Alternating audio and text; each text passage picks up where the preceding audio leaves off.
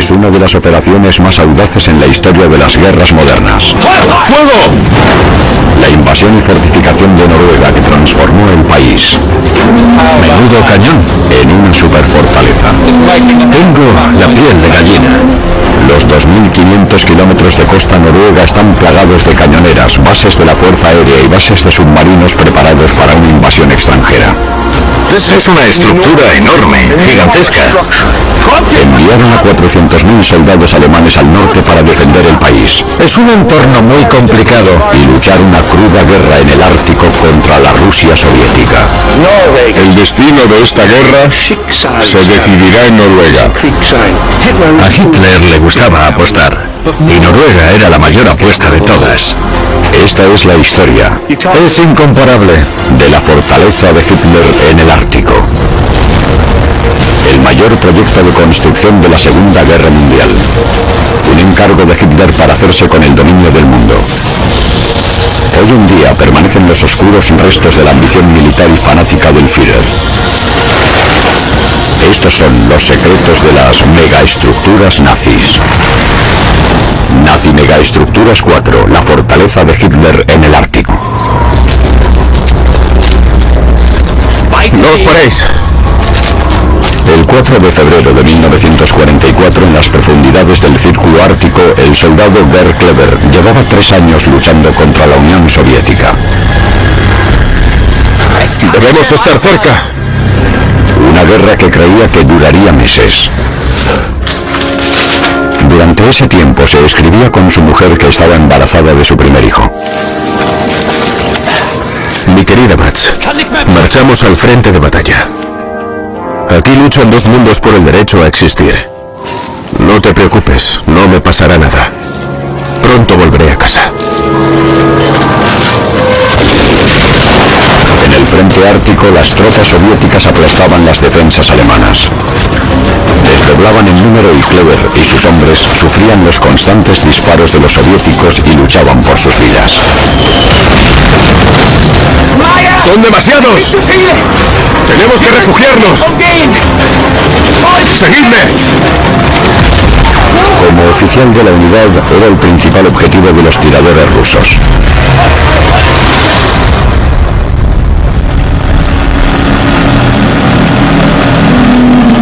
Aún hay restos de la ocupación nazi y de la batalla contra la Unión Soviética en Noruega. El arqueólogo bélico Tony Pollard ha viajado al extremo norte de Noruega para descubrir una megaestructura naval excavada en la ladera de un fiordo. Esto es lo que veníamos a ver, una base militar terrestre que abarca esta extensión de agua. Era letal para todos los barcos que se acercaban. Es una pieza arquitectónica asombrosa anidada en la colina, por lo que está muy bien camuflada en el terreno natural.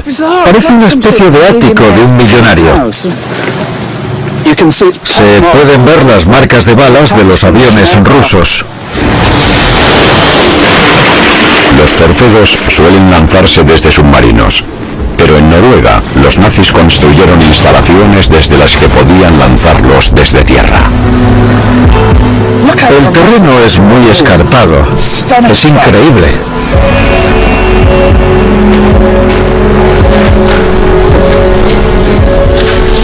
Esto es un edificio abandonado. Alinearon las paredes de roca con hormigón. Y esto de aquí es un revestimiento de betún que aísla del agua. Y encima construyeron esta bóveda de ladrillos, pero pararon aquí y se fueron. Los alemanes se fueron corriendo. Y esta es la prueba arqueológica de ese momento.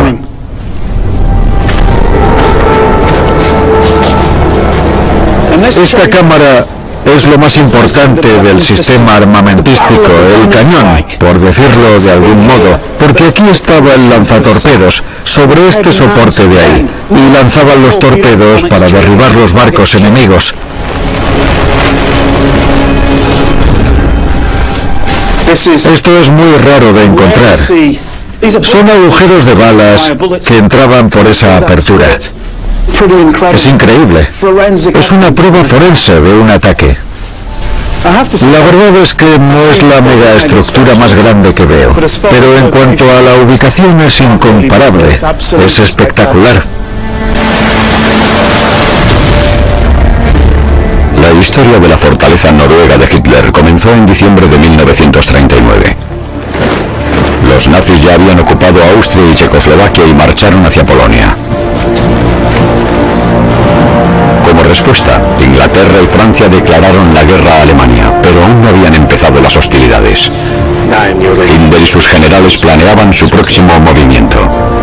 Creían que perdieron la Primera Guerra Mundial porque Alemania carecía de bases navales estratégicas, de modo que debían acceder a la costa atlántica y la Noruega mide 2.500 kilómetros. Estamos a punto de hacer historia. La cuestión es el siguiente paso del enemigo. Mein Führer, Noruega puede ofrecernos las bases navales que necesitamos.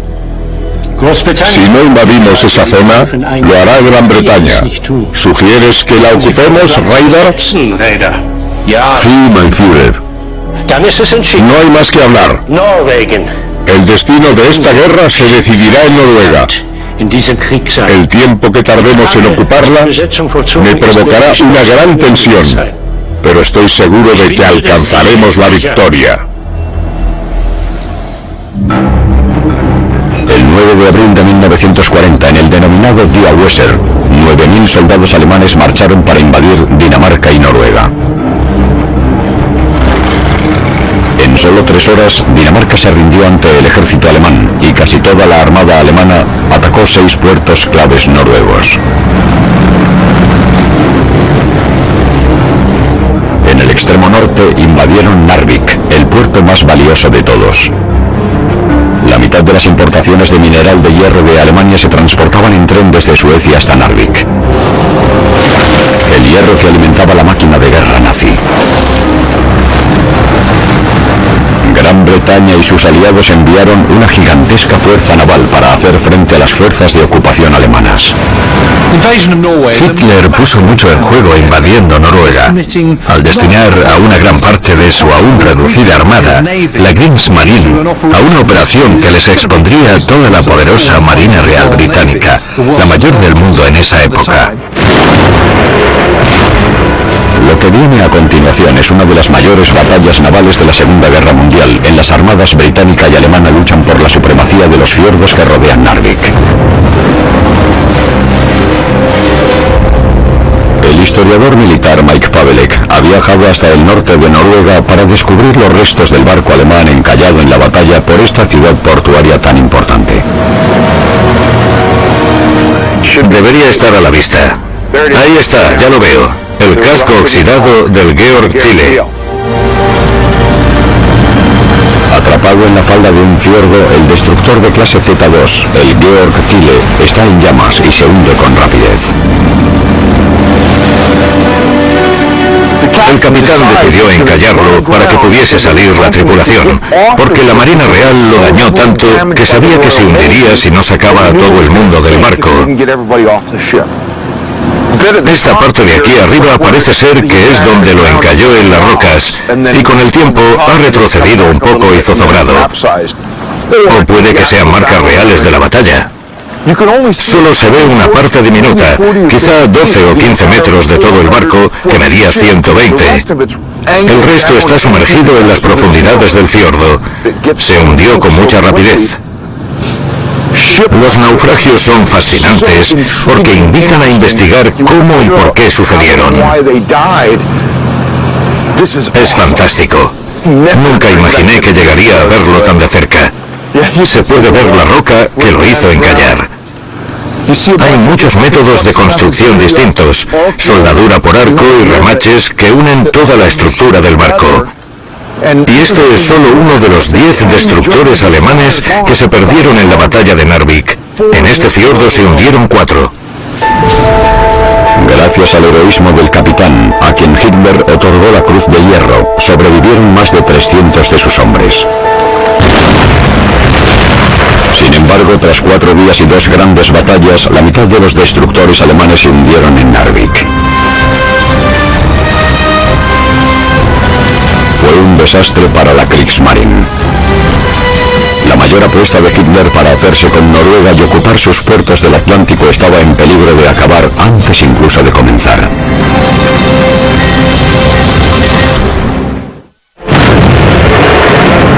El puerto noruego de Narvik fue testigo de una de las mayores batallas navales de la Segunda Guerra Mundial. El combate pasó del mar a la tierra. Soldados, paracaidistas y unos 2.500 marineros alemanes de los barcos dañados llegaron a la costa. Pero eran muy inferiores en número frente a 25.000 soldados aliados y 10.000 soldados noruegos. Los alemanes se vieron obligados a retirarse y ceder el control del puerto y su importante ferrocarril de hierro. Se retiraron tierra adentro, dirigidos por uno de los generales favoritos de Hitler, Eduard Dietl. Dietl es un personaje muy interesante.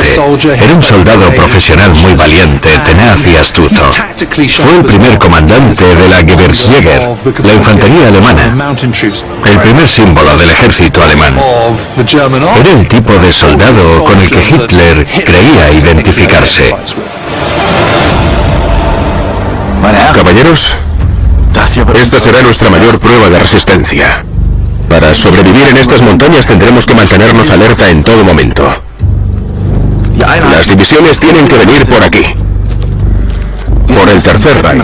No podemos mostrar signos de debilidad. Teniente, ¿han llegado los primeros suministros? No. Manténgame informado. Volvamos a repasarlo. El 10 de mayo de 1940, Hitler lanzó su ataque Blitzkrieg sobre Francia. Las tropas aliadas de Noruega se vieron obligadas a evacuar para apoyar a los franceses. El gobierno noruego, que quedó prácticamente indefenso, también huyó del país, y el ejército alemán aprovechó la oportunidad para recuperar Narvik. El 10 de junio, Noruega se rindió al Tercer Reich y se convirtió en el puesto más septentrional del nuevo imperio de Hitler. A partir de entonces, Alemania se centró en proteger el bien más preciado del país, las bases noruegas en el Atlántico. Pero la costa, formada por 101.000 kilómetros de fiordos, es mucho más difícil de defender de lo que Hitler hubiese imaginado. Y a pesar de la retirada de Noruega, los británicos estaban decididos a infligir daños a la nueva colonia ártica de Hitler. En el verano de 1940, Winston Churchill declaró que lo que quería hacer era incendiar Europa, una forma de decir que quería provocar una insurrección, una resistencia, realizar pequeñas incursiones. Los comandos británicos atacaron fábricas en las islas noruegas de Lofoten, donde los nazis extraían petróleo para fabricar nitroglicerina, un componente fundamental para explosivos. La primera incursión del comando fue en las islas Lofoten, lo que hizo que Hitler se diese cuenta de que Noruega era vulnerable, un lugar extremadamente difícil de defender, y que si iba a mantener esa defensa, tendría que aumentar enormemente el número de fuerzas, de modo que comenzó un gigantesco proyecto de construcción.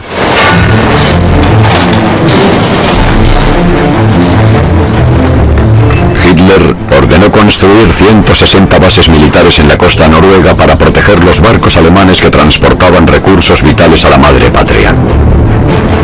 Sin embargo, dada la estructura topográfica, estas fortificaciones fueron de los edificios más difíciles de construir de todo el Tercer Reich. Había mucha costa que proteger, muchas calas, fiordos y montañas. Apenas había carreteras, y el único modo de acceso a cualquier lugar era por barco. El desafío era enorme. Sin embargo, a pesar de las dificultades, los nazis pudieron construir en Noruega una de las mayores bases militares de toda la guerra. Me encuentro en Harstad, al norte de Noruega, dentro del Círculo Ártico. Estuve muy emocionado de estar aquí. Es una instalación militar costera alemana gigantesca. Esta base naval cuenta con 4 cañones gigantes diseñados para acorazados. Este es el centro del complejo. Líneas ferroviarias, vagones, da la sensación de que guarda algo muy importante. Madre mía. Menudo cañón. Es gigantesco. Estos cañones con un calibre de 40 centímetros y 21 metros y medio de largo son conocidos como las armas de Adolf. No creo que sepa expresar bien con palabras la escala de esta cosa. Esta arma puede disparar a 56 kilómetros. Los proyectiles iban a 1 kilómetro por segundo. Podían alcanzar una trayectoria máxima de casi 22 kilómetros y mantenerse en el aire durante 2 minutos antes de alcanzar el objetivo. Esto es extraordinario. Si hay algo que puede destacar el tamaño de esta arma es esta sala. Es el centro del arma. Aquí está el proyectil, que se sube a esta plataforma y luego no hay más que moverla. A ver, con un dedo. Esto es increíble. Se trae hasta el hueco de lanzamiento. Hay un destructor británico en el mar. Tengo las coordenadas de ángulo de disparo y tengo que ajustar el cañón. Voy a ello.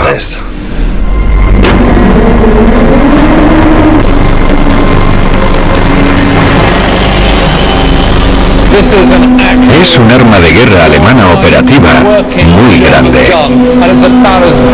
Ahora mismo tengo la carne de gallina. Aunque parezca mentira, esto es el gatillo. Este pequeño mecanismo de metal con un agarre de baquelita se pulsa y...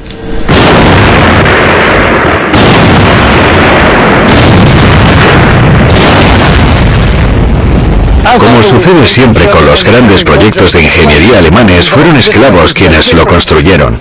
Y este lugar no es una excepción. Trajeron a miles de prisioneros de guerra para hacer las obras de construcción. Sufrían abusos y escasez de alimentos y de ropa. El frío, la nieve, debió haber sido un auténtico infierno, y cientos de ellos murieron durante la obra. Lo peor fue que estas armas nunca llegaron a abrir fuego. Fue una pérdida monumental de tiempo, dinero, recursos y vidas. Además de los puertos claves, la ocupación de Noruega proporcionó a Hitler otra ventaja estratégica. Noruega, que limita al norte con Rusia, estaba a punto de convertirse en una de las plataformas de lanzamiento para una de las campañas más audaces de la Segunda Guerra Mundial, la invasión de la Unión Soviética.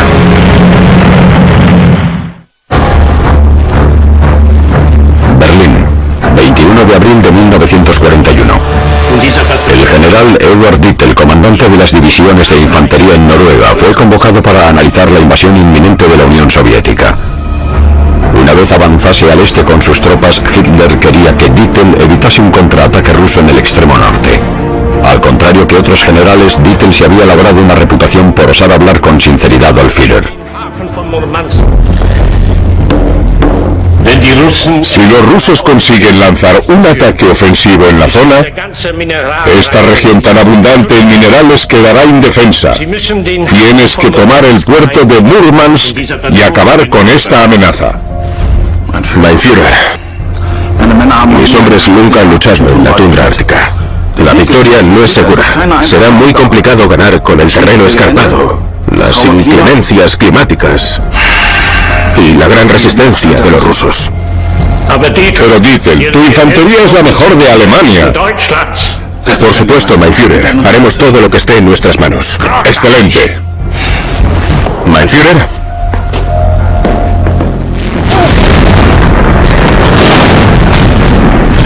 El 22 de junio de 1941, los nazis atacaron la Unión Soviética. Más de 3 millones de soldados del eje invadieron un frente de casi 3.000 kilómetros. Dietl dirigía un asalto al puerto ruso de Murmansk y sus vías ferroviarias del sur que transportaban suministros al resto de la Unión Soviética. Hitler ordenó a otras decenas de miles de hombres viajar al norte para proteger su fortaleza noruega y dar apoyo a las fuerzas de Dietl. Entre ellos se encontraba el soldado Gerd Kleber. Tras semanas viajando en tren y ferry a través de Suecia y Finlandia, Kleber aún no había llegado al destino final de su división. Me da la sensación de que este viaje se está haciendo eterno. Kleber no podía revelar su destino final en las cartas a su mujer Mats, pero burló a los censores, subrayando ligeramente las letras que indican hacia dónde se dirigía su división. Matt dedujo que Gerd iba rumbo a la ciudad noruega de Kirkenes. A los 16 kilómetros de la frontera con Rusia en el mar de Barents, Kirkenes es una de las partes más remotas e inhóspitas de la frontera. Pero la corriente del Golfo no se congela nunca y permitió al ejército alemán abastecerse constantemente y construir una base desde la que podían atacar Murmansk.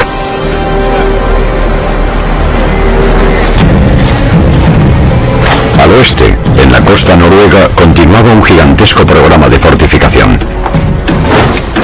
Defender Noruega no solo implicaba aplagarla de tropas, sino también construir fortificaciones y un muro por el Atlántico que iba desde el Círculo Ártico hasta los países más meridionales, Francia y España. La estrategia de Hitler se basaba en defender Europa de ataques del oeste. En 1941 Hitler autorizó la construcción de refugios de submarinos en la costa para dar protección a más de 240 submarinos que operaban desde Noruega. Mike Pavelek está explorando una base de submarinos en Trondheim, una ciudad que quería transformar en un gigantesco bastión militar poblado por cientos de miles de alemanes. Es una estructura enorme, gigantesca. ¡Qué grande y larga es! Durante la guerra, Trondheim era una ciudad muy pequeña, casi toda construida en madera, donde de repente los nazis comenzaron a construir estas inmensas estructuras. ¡Madre mía! Este muro interno tendrá al menos 2 metros de grosor y está construido por secciones. Es muy resistente y los muros externos son por lo menos el doble de anchos. Es enorme. Esto es lo que estaba buscando. ¡Qué barbaridad! Este es el refugio de submarinos donde los guardaban y los reparaban. El submarino entraba, cerraban las puertas, se vaciaba de agua y ya podían trabajar como si fuese un embarcadero seco justo en este espacio. La conversión de Trondheim en la base naval nazi más grande del norte de Europa fue uno de los proyectos arquitectónicos favoritos de Hitler. Su nombre en clave era Dora. El primer búnker de submarinos, Dora 1, albergaba submarinos de la flotilla 13 de la Kriegsmarine. Dora 2 se construyó al lado y estaba formada por otros 4 muelles para los submarinos. Los noruegos avisaron a los alemanes de la locura que era construir aquí por el barro y las arenas movedizas del subsuelo. Al final los alemanes decidieron hundir gigantescos tubos de acero en el barro para mantener la estabilidad. Después construyeron el refugio por secciones para que las arenas movedizas apenas lograsen moverlo. Aquí se ven los espacios en el hormigón de estas grandes secciones. Hay quien dice que en unos años esto acabará bajo el océano.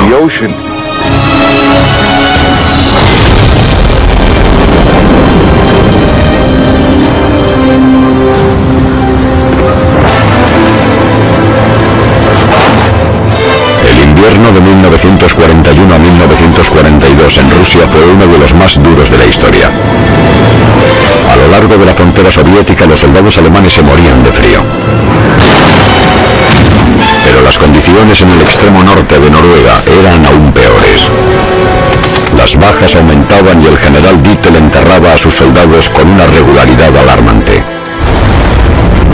Hitler empezó a fijarse en otro elemento de Noruega. Cree que los recursos del país tienen el potencial para ayudar a fabricar una bomba atómica capaz de ganar la guerra en un instante. Primavera de 1942. A pesar de las pérdidas en la frontera de Noruega con Rusia, la construcción de la fortaleza en el Ártico sigue adelante.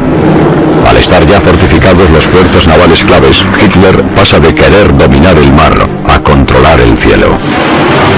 En la invasión alemana de 1940 solo había 6 aeródromos en toda Noruega. Los alemanes construyeron otros 50.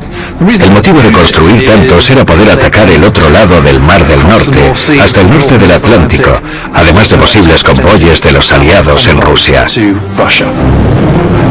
Pero Pero los nazis no solo construyeron bases aéreas y fortificaciones gigantescas. Las fuerzas alemanas estacionadas tenían que estar preparadas para combatir una invasión aliada, de modo que también erigieron instalaciones de entrenamiento militar. James Holland está explorando un campo de tiro para tanques construido en secreto lejos de la población civil. Estoy en un bosque cerca del aeropuerto principal a las afueras de Oslo. Y ahí delante hay algo que tiene el inconfundible aspecto del hormigón nazi. Los 7 muros de hormigón del campo de tiro amortiguan el sonido de los disparos y protegen contra explosiones. Los operadores de tanques disparaban a través de los muros a un objetivo que estaba al otro lado. Se puede ver que alcanzaron esa parte del hueco. No dieron en el blanco. Con el gran esfuerzo que conlleva construir estas estructuras, uno piensa si no tenían cosas mejores y más importantes que construir y en las que gastar dinero y tiempo, en lugar de estos gigantescos campos de tiro acorazados de hormigón. Seguramente eso de ahí era el objetivo. He de decir que jamás había visto nada parecido. El sonido de los disparos y el lugar escondido hacen del bosque de Trandumskogen un lugar útil para un fin más siniestro aún. Una tumba. Aquí hay otra. Están por todas partes. Tumba número 14. Ahí hay otra. Son marcas de fosas comunes. En total, 173 noruegos, 15 rusos y 6 británicos fueron ejecutados en secreto aquí durante la guerra. Ahora que veo ese dominó, que es la estructura de tiro de los tanques, empiezo a verle el sentido. Porque el sonido de los tanques taparía el sonido de un arma automática o semiautomática durante las ejecuciones. Aquí, en una fosa común, se contienen los cuerpos de paracaidistas británicos capturados durante una incursión aérea en la central hidroeléctrica de Vemork, cerca de Oslo. Los espías de la resistencia noruega descubrieron que los nazis habían aumentado enormemente la producción de agua pesada de la central, que era fundamental para el desarrollo de una bomba atómica. El plan de los paracaidistas británicos era volar la central e inhabilitar sus funciones, pero el mal tiempo hizo que la incursión saliese mal. Los aviones llenos de paracaidistas británicos se estrellaron, y los que no murieron fueron capturados enseguida, interrogados por la Gestapo y ejecutados. Esta es su tumba. Para que no olvidemos, no lo haremos. En abril de 1942, ni el mal tiempo ni las batallas acabaron con la amarga lucha en el frente norte entre la Unión Soviética y Alemania. Tras 10 meses y poco terreno ganado, los hombres de Dittel se esforzaron al máximo para avanzar en un intento por tomar el ferrocarril de Murmansk, porque a través del puerto de Murmansk los aliados podían abastecer a los soviéticos. Entre junio de 1941 y octubre de 1942 llegaron a Rusia más de 1.200 aviones, 2.700 tanques y 27 millones de kilos de explosivos a través de Murmansk. Hitler fue al frente ártico para reunirse con Dittel y reunir a las tropas. Entre los hombres de Dittel se encontraba el soldado Gerd Kleber. Querida Max, hoy hemos avanzado 50 kilómetros a temperaturas bajo cero. Muchos soldados tienen dolor de pies. Todos estamos agotados. El único consuelo de Kleber son las cartas a su mujer, Mats. Me cuesta mucho escribir. Una pequeña hoguera es lo único que nos mantiene calientes. Ayer hizo 4 años desde que empezó la guerra. ¿Quién se lo habría imaginado hace 3 años? Esperemos que acabe pronto para volver a estar juntos.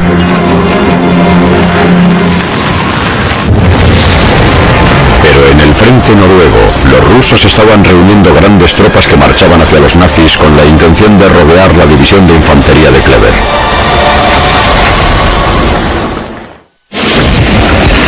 En la primavera de 1943, tras casi 2 años intentándolo, la Alemania nazi no había conseguido arrebatar Murmansk a los soviéticos y ahora se enfrentaba al poder de un ejército rojo más fuerte.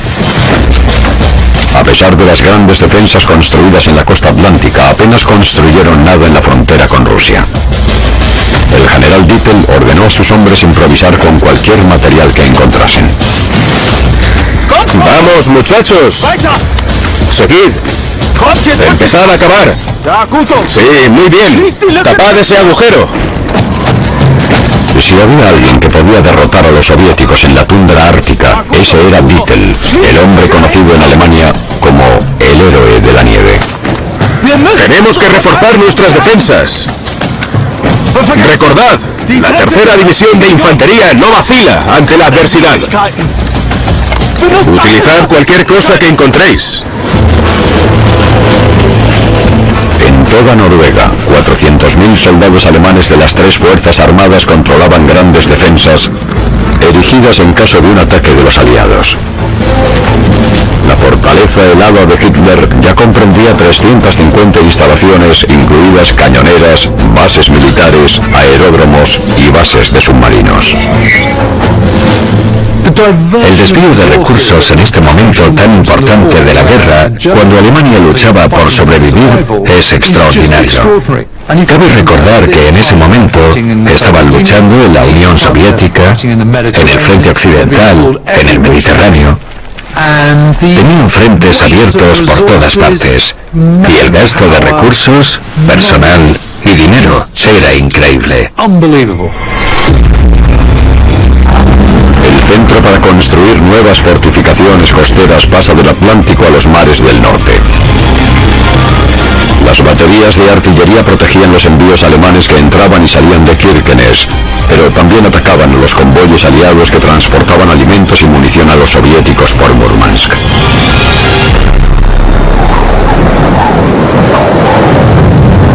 Kirkenes está al final de este canal y es vital para la campaña bélica alemana. Ahí se ve Rusia y ese es el puerto sin hielo de Murmansk. Conforme avanza la guerra, los aliados abastecen la campaña rusa con sus convoyes. Este es el frente occidental dentro del círculo ártico. Tony Pollard está explorando los restos del fuerte Kiberg, antaño la mayor megaestructura nazi de toda la región septentrional de Noruega. Dispersas por toda la llanura se ven pilas de rocas de forma rectangular que formaban parte de edificios. Son las ruinas de lo que debió ser un entorno muy difícil para la vida de los soldados alemanes. Apenas hay nada en pie aquí. Esto es lo único. En el interior hay trozos de lo que parecen ser tubos de hierro entrecruzados. Otra pista es la montura de hormigón que indica que dentro de esta estructura había un radar Freya, que adoptó el nombre de una diosa noruega. Es un sistema alemán de alerta anticipada muy eficaz, y esta pared protege de las bombas, aunque también supongo que protegería contra el viento.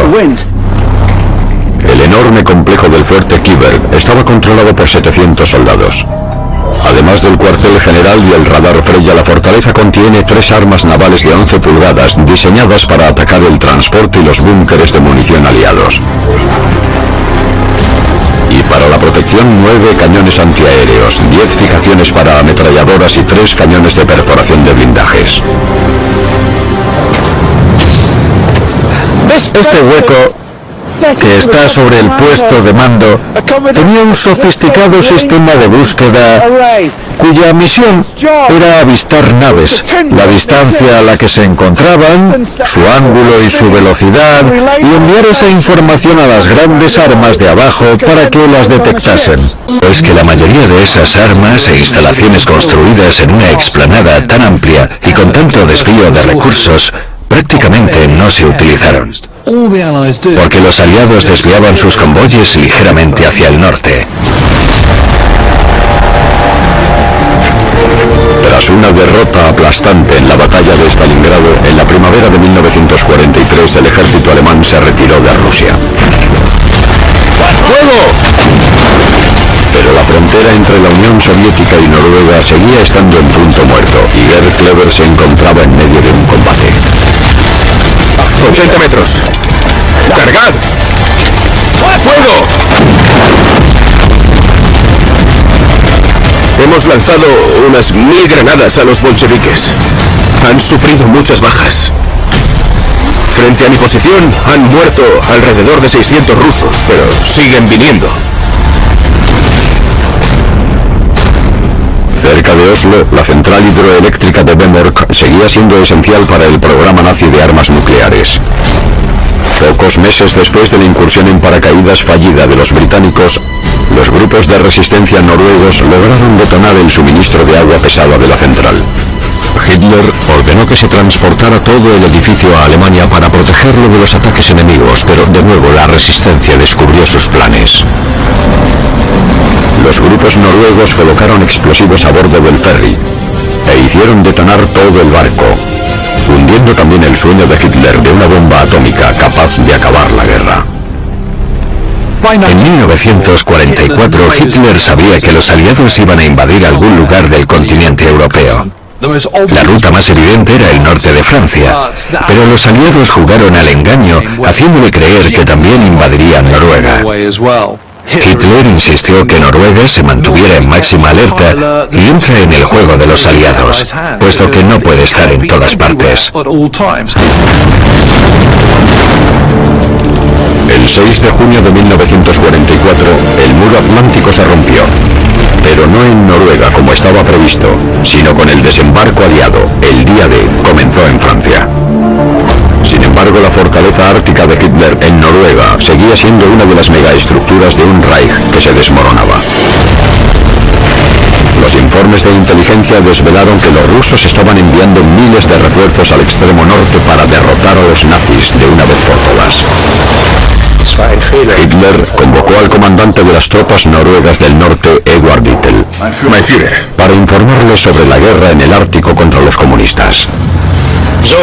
Dime, Dittel, ¿qué opinas de la situación? Mein Führer, la guerra del Ártico está en crisis. Necesitamos más hombres y más armas enseguida. Debemos afrontar la realidad. Si no, está todo perdido. Gracias, Dittel. Conseguiremos más recursos. Gracias, mein Führer.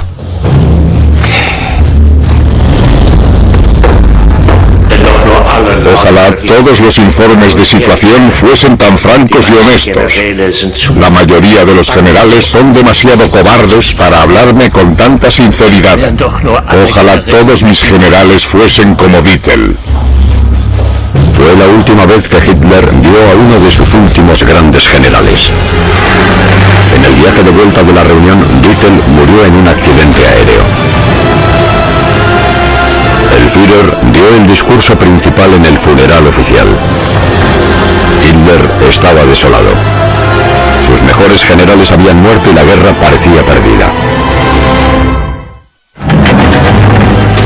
Las enormes baterías de artillería construidas por los alemanes a lo largo de los 2.500 kilómetros de costa noruega impidieron cualquier intento de invasión por parte de los aliados. En el extremo norte, cerca de Kirkenes, también protegían los barcos que exportaban recursos minerales esenciales que alimentaban la máquina de guerra nazi. Tony Pollard está explorando el búnker de mando de la batería de artillería del fuerte Kiberg, al norte de Noruega. ¡Qué acogedora! A ver qué hay aquí. Como el búnker está escondido bajo la nieve durante gran parte del año, sigue albergando numerosos artefactos históricos. En muchos búnkeres no queda nada dentro, ni aparatos ni accesorios. Pero aquí se ve muy claramente que hay 3 camas colgadas del techo con cadenas. Es un poco angosto, pero eficaz. Y aquí, todas las comodidades modernas. Es una base de una estufa y el escape de la chimenea por aquí. Todo esto indica que este búnker semisubterráneo era totalmente autosuficiente. Estaba controlado constantemente. Este es el centro neurálgico, donde se recopilaba toda la información sobre la ubicación de las naves enemigas y sobre todo la de los convoyes aliados. En el suelo hay restos por todas partes. Estos son baterías, seguramente energía auxiliar para un equipo de radio.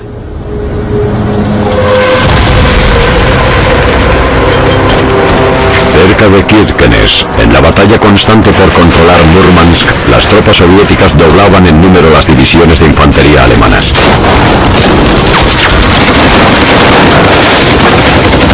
En el cumpleaños de su mujer, Gerd Kleber luchó en la batalla de su vida. Los alemanes intentaban desesperadamente mantener sus posiciones frente a un brutal avance soviético. ¡Son demasiados! ¡Tenemos que refugiarnos! ¡Seguidme! Un tirador ruso detectó a Kleber mientras intentaba buscar refugio.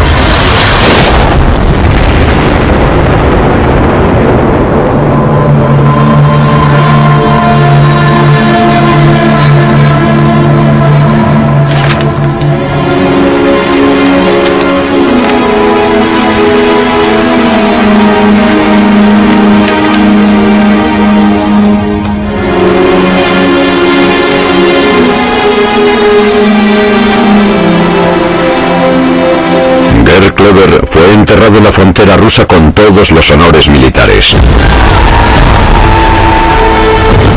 8 meses después, las tropas soviéticas rompieron las líneas alemanas en el norte de Noruega por primera vez. Durante la retirada de los nazis, Hitler ordenó una política de tierra quemada, la Operación Aurora Boreal, en la que debían destruir todo lo que pudiese ser útil para el enemigo. El 25 de octubre, tras más de 4 años de ocupación alemana, los rusos liberaron Kirkenes, una ciudad arrasada por los bombardeos y la destrucción de los nazis. Algunas unidades alemanas resistieron en las fortalezas de los fiordos de la costa hasta el 8 de mayo de 1945, cuando el ejército se rindió de forma incondicional. Hitler decía que Noruega decidiría su destino, pero la realidad fue que envió a grandes cantidades de soldados, municiones e infraestructuras a ese país. Y sí, es cierto que en el extremo norte sucedieron cosas, pero para la amplia mayoría de los soldados que ocuparon Noruega no había nada que hacer. Al final, resultó ser un derroche colosal. La invasión naval de los aliados prevista en la costa noruega no llegó a producirse. El fracaso de Hitler de proteger el flanco este con Rusia e invadir Murmansk al final dio lugar a la caída de su fortaleza en el Ártico. Gerd y Max Kleber estuvieron 3 años casados. Max vivió hasta los 95 años. Con las cartas de Gerd, su hija Gerda escribió un libro en 2010 sobre el padre al que nunca conoció.